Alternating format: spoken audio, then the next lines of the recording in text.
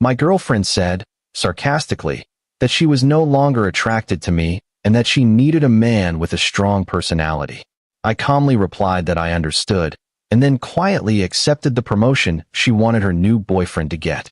A few days later, when I was sitting in the corner office in my new position, she suddenly appeared. The moment she saw me there, her face went completely pale. I'm Ethan, 32 years old. I've been a senior procurement specialist at Harrington Industries for the past 6 years. Not glamorous, I know. People hear procurement, and their eyes glaze over. But here's the thing. I'm the guy who negotiates million-dollar contracts with suppliers.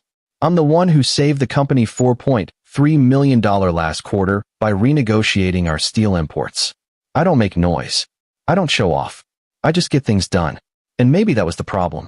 3 years ago, I met Lauren at a company mixer. She worked in marketing, bright, ambitious, the kind of woman who could walk into a room and own it within minutes. We clicked immediately. She liked that I was stable, reliable. She told me once, early on, that she was tired of dating overgrown frat boys who couldn't balance a checkbook. I thought that meant she valued what I brought to the table. Turns out, stable gets boring. It was a Tuesday evening, October 17th, when everything fell apart. We were at her apartment in downtown Seattle, one of those modern places with floor-to-ceiling windows overlooking the Space Needle. I'd brought Thai takeout, her favorite, the green curry from that place on Pine Street. She barely touched it. "We need to talk," she said. Those 4 words. I set down my fork. "Okay," I said. "What's up?" She looked at me for a long moment, and I could see something in her eyes I'd never seen before. Not sadness, not even guilt, just distance. "I'm not attracted to you anymore, Ethan." I blinked. "What?" "I need someone with a stronger personality. Someone who takes charge. You're too passive. Too comfortable." The way she said it, so matter of fact, like she was ordering coffee, hit me harder than any screaming match would have. "Lauren, where is this coming from?" She sighed, like I was being difficult. "I've been seeing someone else. His name is Tyler. He works in business development. He's different, confident, driven." Tyler Chun. I knew exactly who he was. Young guy, maybe 28, always wore designer suits that probably cost more than my car payment. The kind of person who laughed too loud at his own jokes in meetings. "How long?" I asked. 2 months. 2 months. I thought about the last 2 months. The nights, she said she was working late. The weekends she went to visit her sister in Portland. The dinner where she spent the entire time on her phone, claiming it was work emergencies. "So this is it. You're breaking up with me for Tyler?"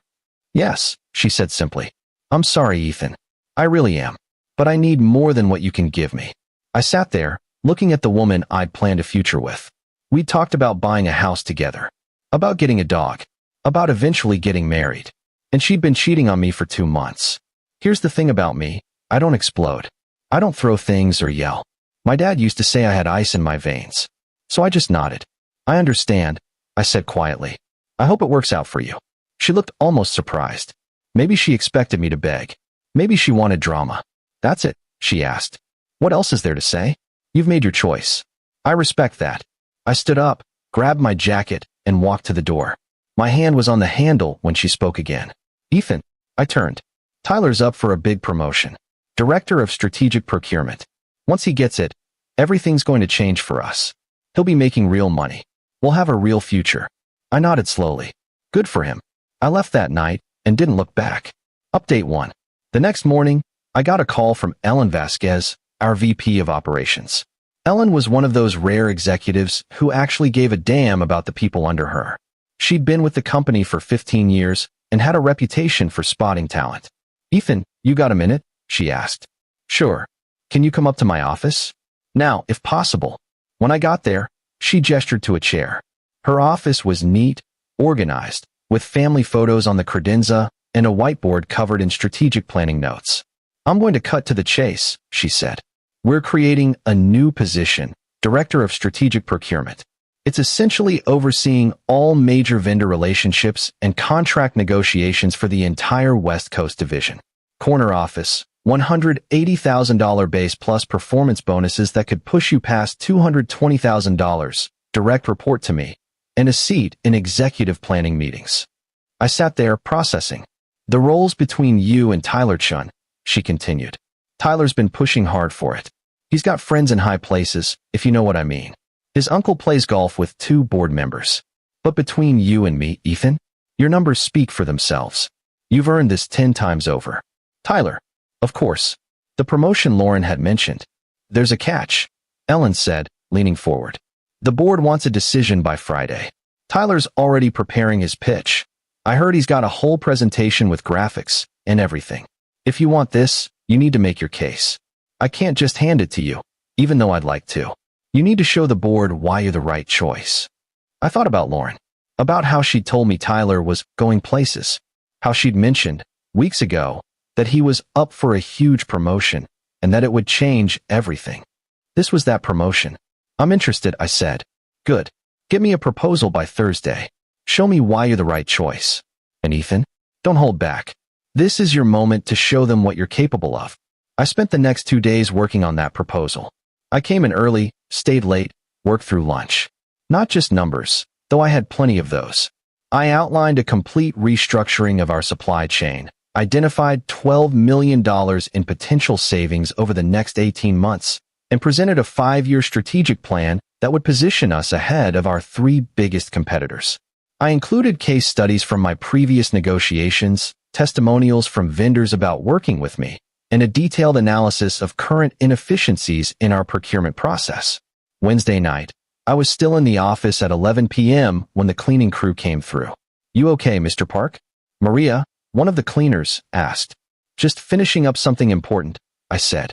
Must be very important, she said with a smile. Good luck with it. Thursday afternoon, I walked into Ellen's office and handed her a 40-page document, bound and professional. She flipped through it, eyebrows raising with each page. Ethan, this is exceptional. This is beyond what I expected. Thank you. No, I mean it. This is executive-level thinking. You've thought of things our current leadership hasn't even considered. She looked up at me. I'll present it to the board tomorrow morning. Tyler's presenting at 9 a.m. You're at 10:30. Friday came and went. I didn't hear anything. I went home, made dinner, tried to watch a movie but couldn't focus. Saturday morning, I was on my second cup of coffee when Ellen called at 8:47 a.m. Congratulations, Director Park. The board was unanimous. They said Tyler's presentation was fine, but yours was transformative. You start Monday. I sat down on my couch, phone still to my ear. Thank you, Ellen. Thank you, Ethan. You've earned this. See you Monday. I started Monday, October 30th. The corner office was on the 12th floor, with windows on 2 sides overlooking downtown Seattle. I had an assistant now, Patricia, a woman in her 50s who was efficient, no nonsense, and knew everyone in the building. The nameplate on my desk read, Ethan Park, Director of Strategic Procurement. I spent the morning in meetings, getting briefed by Ellen, meeting my new team, 7 people who would now report to me. Then I spent the afternoon arranging my office, setting up my computer systems, familiarizing myself with my new responsibilities. At 3:47 p.m., Patricia knocked. Someone here to see you? A Lauren Mitchell? She says it's personal. My hand froze on a folder. Send her in. Lauren walked in wearing a navy dress and heels, carrying her usual designer bag. She stopped 3 feet into the office, staring at the nameplate on my desk, then at me sitting behind it, then back at the nameplate. All color drained from her face. Ethan, Lauren. I kept my voice neutral, professional. What can I do for you? You got the promotion? I did. She opened her mouth, closed it, opened it again. But Tyler said, he told me it was basically his, that it was just a formality, that his presentation was amazing and the board loved him. I leaned back in my chair. Apparently not. When did this happen? The board decided Friday morning. I started today. Her hands trembled slightly. She set her bag down on the chair. Does Tyler know? I assume Ellen told him Friday afternoon. She looked like she might be sick. This was his shot, Ethan. He's been planning for this for months. He told me once he got this position, we could move in together, that he'd finally be making real money, that we could take that trip to Europe he promised. And there it was. The real reason she'd left me. I see, I said quietly. She looked at me, and I saw something like panic in her eyes. Ethan, listen, I think maybe we were hasty. I was confused. I didn't know what I wanted. But seeing you here, seeing how you've stepped up. Stop. The word came out harder than I intended. She flinched. Lauren, You were very clear 2 weeks ago. You need someone with a stronger personality. Someone driven. Someone confident. Someone who takes charge. I respect that. I hope you and Tyler are very happy together. But Ethan, I have a meeting in 10 minutes. Patricia can show you out. She stood there another moment, tears forming in her eyes. You've changed. No, I said. I just stopped being someone I wasn't. Patricia, my assistant appeared in the doorway. Lauren grabbed her bag and left without another word. Update 2. That afternoon, at 4:32 p.m., Tyler came to my office. No knock. Just walked right in, face red, jaw clenched. We need to talk, he said. Close the door. He did, then turned to face me. You stole my promotion. I kept my voice level. I earned a position I was qualified for, just like you had the opportunity to do. His face reddened further. Bullshit. You knew I was up for this. You knew what it meant for me and Lauren. You did this to get back at me. Actually, I didn't know what it meant for you and Lauren until about 2 hours ago, when Lauren herself told me you were counting on this promotion to afford moving in together and taking her to Europe. That stopped him. His expression shifted. She told you that. She did. Right before she suggested that maybe we'd been hasty about breaking up. That maybe seeing me here made her realize she'd made a mistake. Tyler's face went from red to pale. What are you saying? I stood up, walked to the window, looked out at the city. I'm saying that your girlfriend showed up at my office today, saw that I got the position you wanted, and immediately started backpedaling on our breakup. She literally cried and told me I'd changed and that we'd been hasty. Draw your own conclusions. You're lying. I turned to face him. Am I? Call her. Ask her where she was at 3:47 this afternoon. Ask her what she said to me. He stared at me for a long moment, breathing hard. Then he pulled out his phone and walked out of my office. I heard him in the hallway. Lauren, where are you? Did you go see Ethan today? The door closed. I couldn't hear the rest. Patricia appeared in the doorway, looking concerned. Everything okay? Fine. Just a difficult conversation. That was Tyler Chun, wasn't he? The one who was up for your position. It was. She nodded knowingly. Office gossip says he's been telling everyone he got cheated. That his uncle's friends on the board were promised he'd get it. People will say what they want to say. Well, for what it's worth, I worked with the last director for 8 years. You're already better than he ever was. And that's after one day. The rest of the day was productive. I had meetings with 3 major vendors, renegotiated terms on a contract that would save us another $200,000 annually, and started building relationships with the executive team. I left at 7:15 p.m., exhausted but satisfied. At 8:47 p.m., my personal phone buzzed. Lauren, Tyler broke up with me. Lauren, he said I'm a gold digger. Lauren, he called me things I won't repeat here. Lauren, he says I used him. Lauren, this is your fault, Ethan.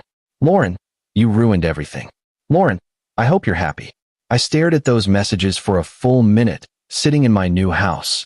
A rental, but still, a place that was mine. Then I typed one response. Me. I didn't ruin anything. You made your choices. So did Tyler. So did I. Good luck, Lauren.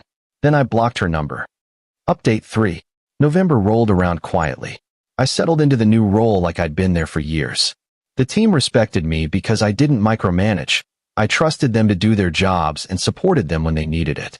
I had weekly one-on-ones with each team member, learned their strengths, helped them with their weaknesses.